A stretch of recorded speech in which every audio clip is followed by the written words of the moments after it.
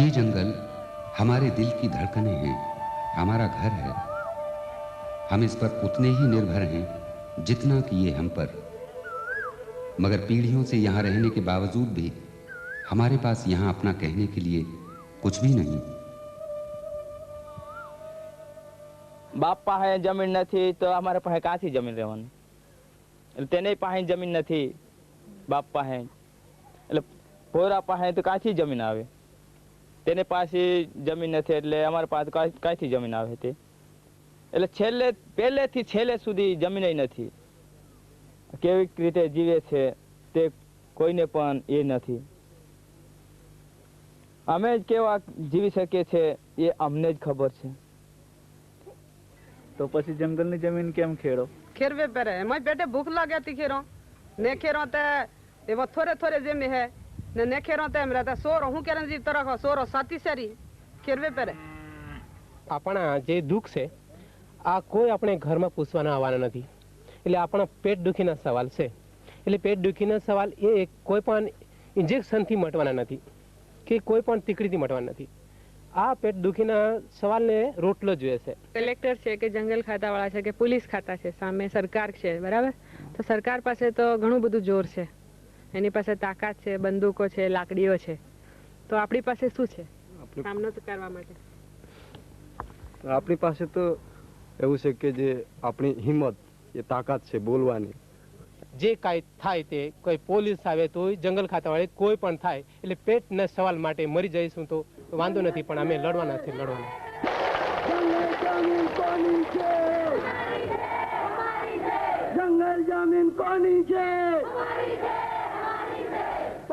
जंगल की जमीन हासिल करने के लिए हमारे मूल अधिकारों के संघर्ष की कहानी हमारे खून पसीने, बलिदान और आंसुओं से भीगी हुई है।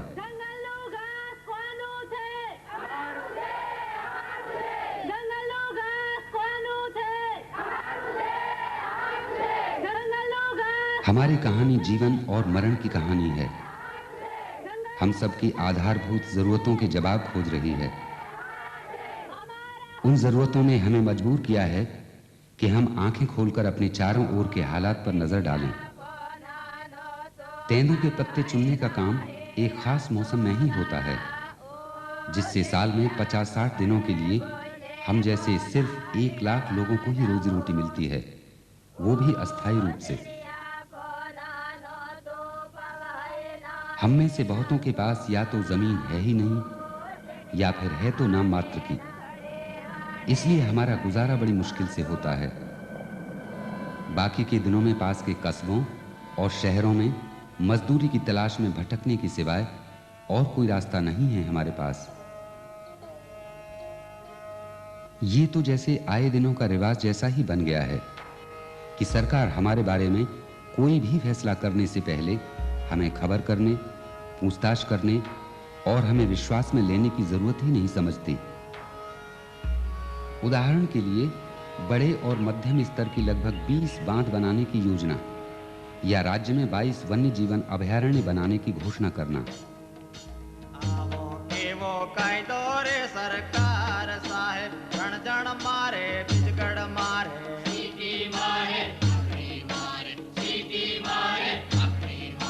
मार गणो खादो रे खेडूत भाई रणजन मारे बिजगड़ मारे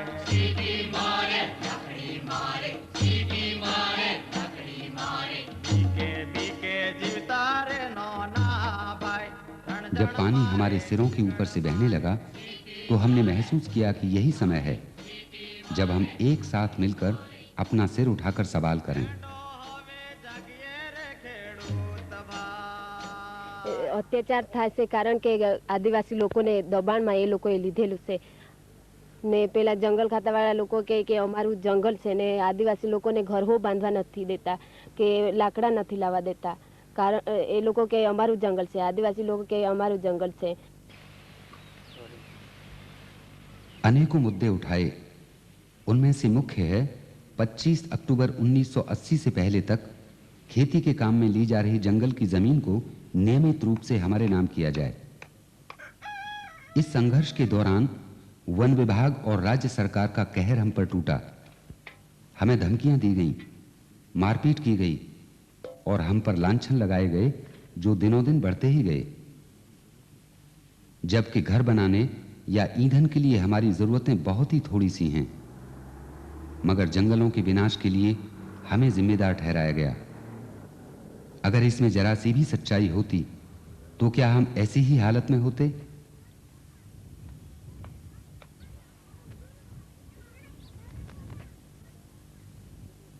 जंगलने जमीन खेळल्याशिवाय आम्हाला जगून खोयला नाही, पोट भरण नाही. तो ते आता जंगलने जमीन खेळ जहन उलटा धमकी देते येतात. तर ते एक वखत डेफ होत अंगारा आम्ही आता 15 जण ये जंगलने जमीन विषय 15 जण सा 2 जण ये वे खाली 15 જણ સામના કેસ ચાલે અને તેની સાથે 4-5 ભાઈઓ વધારે હશે તે મને ખબર નથી. પછી તે આંખ મારે આજ અમારે જંગલ ખાતાનો વિરોધ કરે તે આજ બેન. તો પછી તે લોકો સે વાત થઈ ગઈ તમને તેમ કે આજે તો હું અમે એમ કે તમારું લુગડું છોડીને એમ કે આ આંબલીને ઝાડ પર લાખી દઈશ તને તો એમ કે આજે તો બળાત્કાર કરીને એમ કે ચેર ફાડી નાખી એમ કે તમારું શરીર એમ કે ભાંગીને ચેર ટુકડા કરી નાખીશ. તો હું અમારી છોકરીને કહું કે છોકરી આ લોકો મને બહુ ગભરાવે છે તો તમે ઘરે આવજો અને પપ્પાને બરાબર સાક્ષી પૂરી આપજો. જે મમ્મીને તો એવું કર્યું ને મારી નાખ્યું. એ લોકો મારે થળ ઉપર આવે અને વરસાદ પડે અને આવીને ત્યાં હળ લાકડો લઈ જાય થાનીગે અને ત્યાં લઈ જાય પગના અંગૂઠા પકડી રખાડે છે અને પથ્થર મૂકે છે આવો બડો અહીંયા મોરા ઉપર. હા પથ્થર મૂકે આ પથ્થરો પડી જશે તને ફાયરિંગ કરવામાં આવશે. અને પછી ઝીણા ઝીણા મરસા વાટે અને રૂમ બંધ કરીને મરસા ભર્યા હતા મને નહીં અહીંયા અમારે. હા મને ભર્યા હતા અગાવટે મરસા ભરેલા જમાદારે. અને પછી કુવેસ આવે છે કુવેસ લાગે છે કુવેસ એ ભરેલી કુવસ એ ભરેલી મને. અને બહુ અમારે પથરા બાંધે કાયા ઉપર પથરા જમાદાર. અને આ જમીનમાં તારો પગ ના જોઈએ. માર ગણો ખાધો રે ખેડૂત ભાઈ રણજણ મારે બીજગણ મારે સીટી મારે નકડી મારે સીટી મારે નકડી મારે. ચાલ બેસ બેસ જઈએ. તમારા બાપનો જંગલ છે કે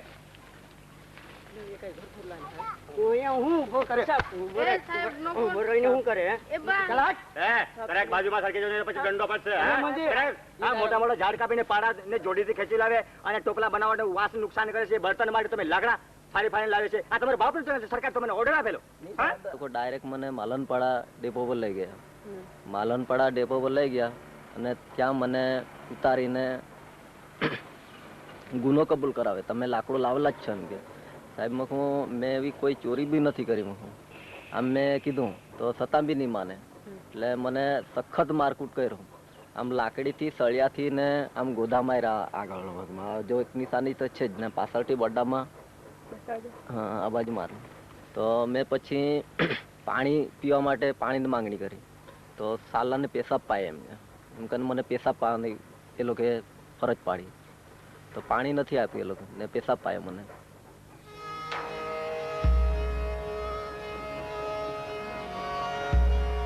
कभी कभी लोगों के आक्रोश पर काबू पाना बहुत मुश्किल होता है। दक्षिण गुजरात के धर्मपुर तालुके में वन विभाग की चेक पोस्ट पर एक ऐसी ही घटना हुई।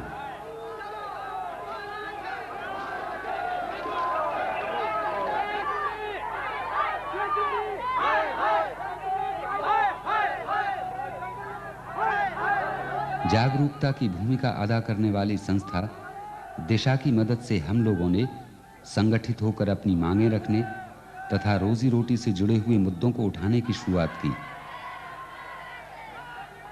जंगल की जमीन के अलावा ये मुद्दे थे: तेंदू के पत्तों की बढ़ती हुई दरें, पत्ते चुनते हुए अकस्मातों का मुआवजा, जंगलों की छोटी मोटी पैदावार पर हमारा हक, सरकार द्वारा बांध बनाने तथा अभयारण्य बनाने की घोषणा को चुनौती देना, सीमेंट और संगमरमर की खुदाई और आदिवासी क्षेत्रों में लगे उद्योगों के कारण बढ़ते प्रदूषण की समस्याएं। इन मुद्दों के सिलसिले में पूरे राज्य में रैलियां निकाली गईं और सभाएं आयोजित की गईं।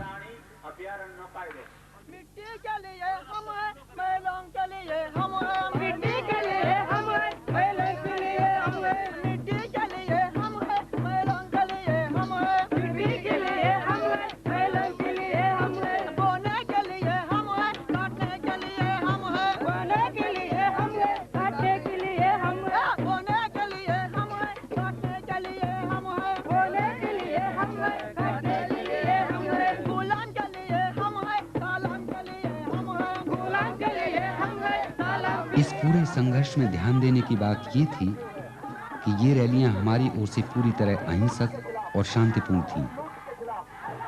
पर हमें लगा कि जिला और ब्लॉक स्तर पर आयोजित की गई अनेक छोटी-मोटी रैलियों की आवाजें बहरे कानों तक नहीं पहुंची।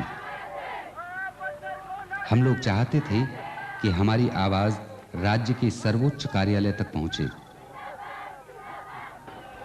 5 फरवरी 1992 को हम लोग मुख्यमंत्री के सामने अपनी मांगे रखने के लिए बड़ी तादाद में बसों और रेलगाड़ियों द्वारा अहमदाबाद पहुंचे। हम अपनी रोटियां और पीने का पानी अपने साथ लाए थे।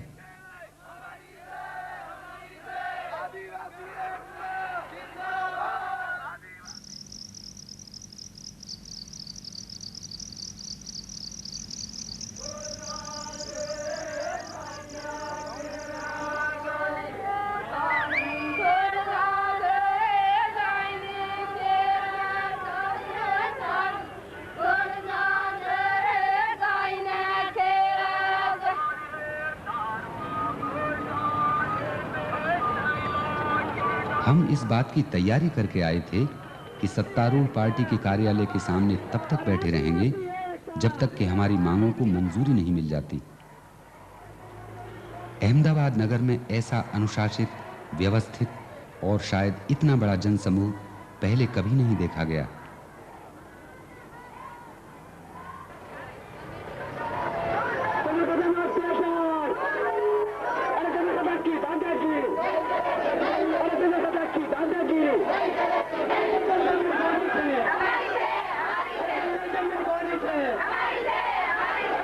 આ રાજ્યની અંદર એક જાતની ડિઝાઇન તૈયાર કરવામાં આવી રહી છે। પોલીસનો સાથ લઈને જંગલ ખાતાના અધિકારીઓ કે જંગલો કપાય છે, તે જંગલોની અંદરથી આ લોકો લાકડા લઈ જાય છે, કે જંગલ પેદાશોનું છે તે આ લોકો ગેરકાયદેસર વેચાવે છે। અરે જેને જંગલ ખાતાના ગેરકાયદેસર કામોનો અહીંયા જો કોઈને પડતું પ્રૂફ જોઈતું હોય તો હવે અહીંયા અહીંથી માણસ આપશે કે જંગલ ખાતું કેટલી ચોરી કરાવે છે તે।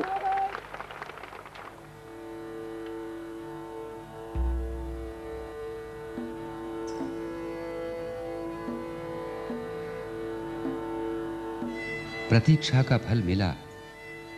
दूसरे दिन मुख्यमंत्री द्वारा जुबानी आश्वासन दिया गया कि जो आदिवासी 25 अक्टूबर 1980 के पहले से खेती कर रहे हैं उन्हें जमीन आवंटित की जाएगी। गुजरात की वन भूमि पर खेती के काम आने वाली जमीन का सर्वेक्षण करने के लिए सरकार ने एक समिति बनाई।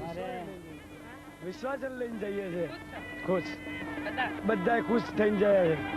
અમારે 5 દિવસનું બેચવાનું હતું ત્યારે 1.5 દિવસમાં પતી ગયો હોય એ બહેનો બધી ખુશ ખુશ થઈ ગઈ છે। અમારો પણ હક અમને મળી ગયો છે। જે આ બધા જે મોટા મોટે જે શબ્દો ઉપાડ્યા છે જો સુધી કાગળનું જે લખાણ નથી અને જો સુધી અમને અમારી આંખે દેખ્યું નથી જો સુધી થોડો અવિશ્વાસ છે।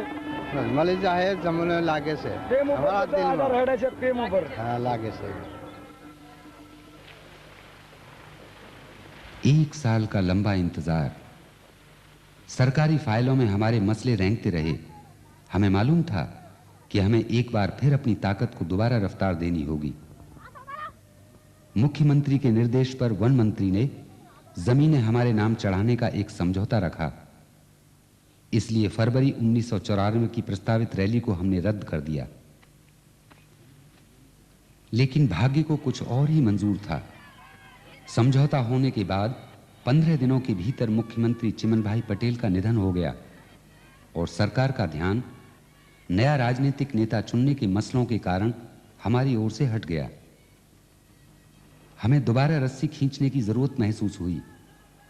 इस बार हमने निश्चय किया कि हम नए मुख्यमंत्री से मिलेंगे और जमीन बिना लिए वापस नहीं जाएंगे।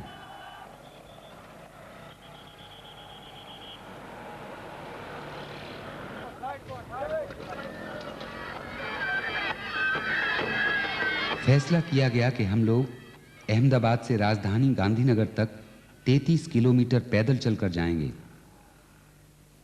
राज्य के अलग अलग कोनों से इकट्ठे हुए हम 10,000 लोग जमीन लेने का पक्का इरादा करके आए थे।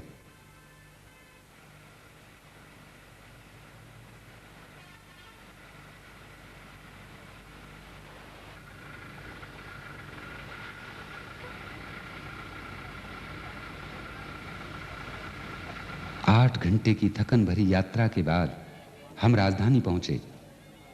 इतने सारे जनसमूह को देखकर हमारी जरूरतों को स्वीकार करने के अलावा सरकार के पास और कोई चारा नहीं था।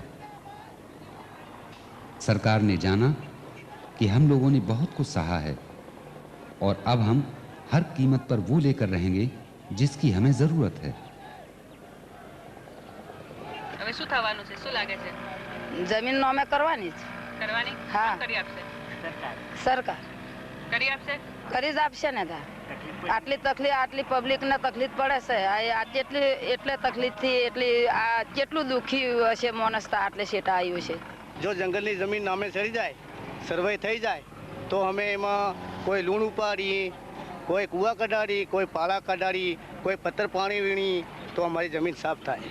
આ થાક લાગ્યો, ચાલીને આવ્યો લગભગ કેટલો, અને કાલના આવીને પડ્યા છીએ અમે તો. અને હજુ આજે રહેશું ને કાલે કદાચ નિકાલ આવે તો જઈશું, નહીં તો પમ દિવસે જશું. હા, ના આવે તો સુધી રહેવાના જ. बात सिर्फ जमीन के टुकड़े की नहीं, हमारे भविष्य, हमारी जिंदगी की है।